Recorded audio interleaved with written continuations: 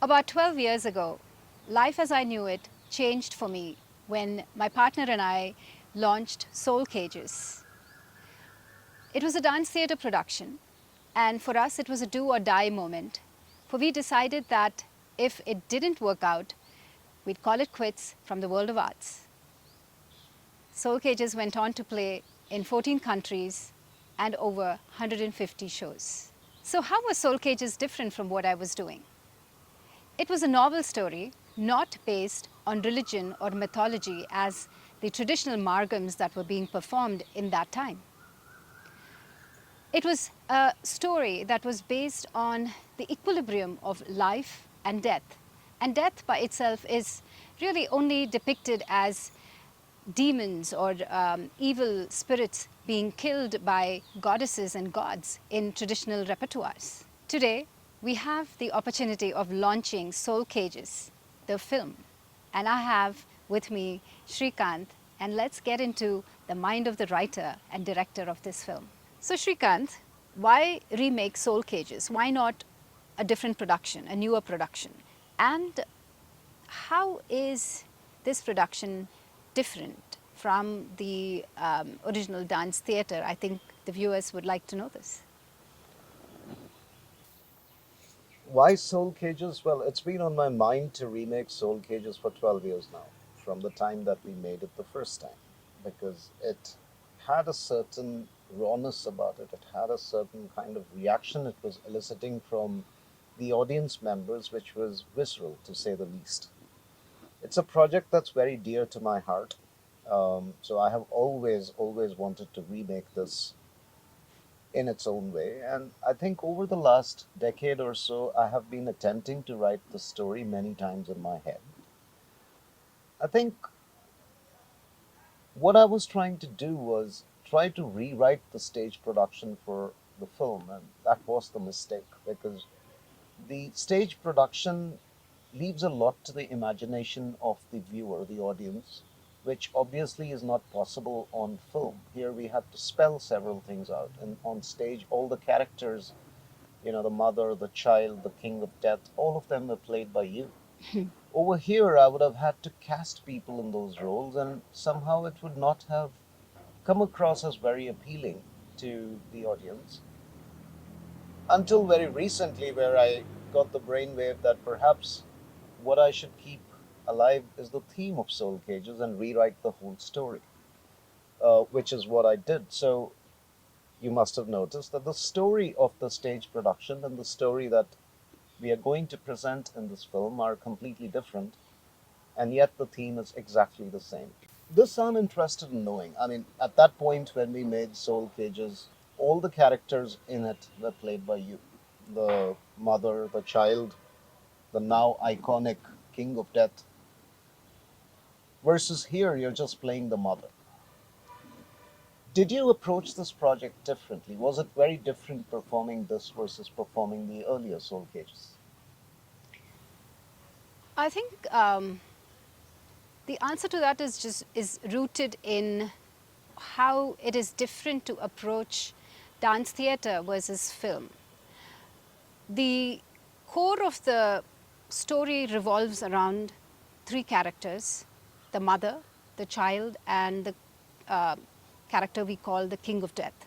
So in a sense, that by itself hasn't changed.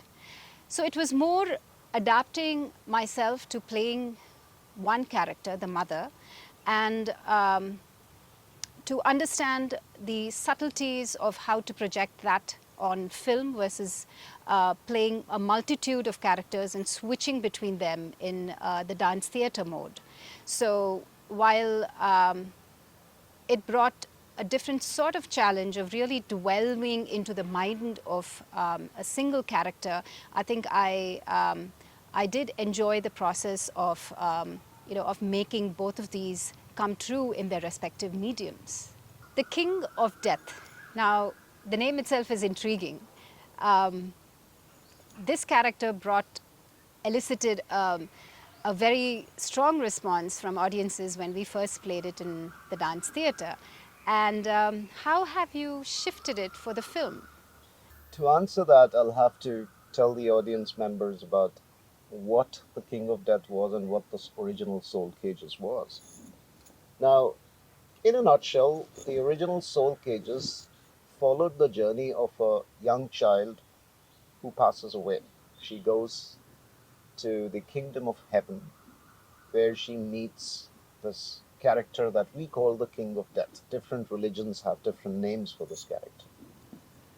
The child enjoys herself very deeply in heaven and at one point asks the King of Death, "Can I come back here and play sometimes?" The King of Death is confused. He says, "This is your home now, and this is where you will stay. There is no going back anywhere. This is your permanent home."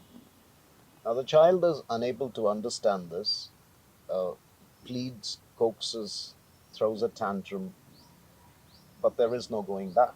Which is when the child remembers something that she had learned from her mother, that if anything is prayed for with a pure mind, then it comes true. So the child prays for the mother to join her. And the King of Death is left helpless when somebody dies on earth whose time had not yet come. And the story then moved on to establish how the King of Death restores equilibrium between life and death. Now, that King of Death obviously is almost a medieval pseudo religious kind of character. It doesn't exist in any religion, we just made it up. But we wanted to put something as the ruler of the other kingdom, that is, the kingdom after life. Now, in this story, interestingly enough, there is a King of Death. King of Death, I have to say it in quotes because I'll leave the audiences to follow the film to understand how I brought that part into the story. The theme pretty much follows the same lines, except that it's not the child which is at the center of the drama, it's the mother who's at the center of the drama this time.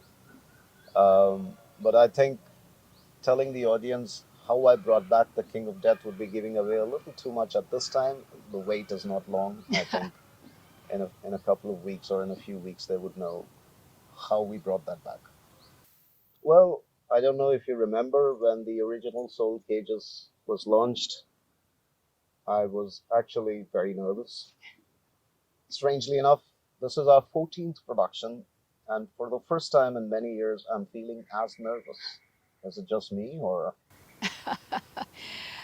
No, it's as nerve-wracking as it was the first time we launched Dance Theatre Project, and butterflies all the way.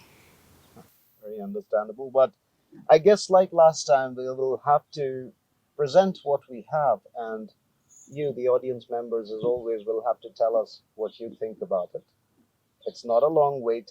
It's just the 6th of April when we release it on OTT. And Savita and I, as always, would be delighted to hear from you, right? Please watch it and share your comments with us. We look forward to your comments and your love as always.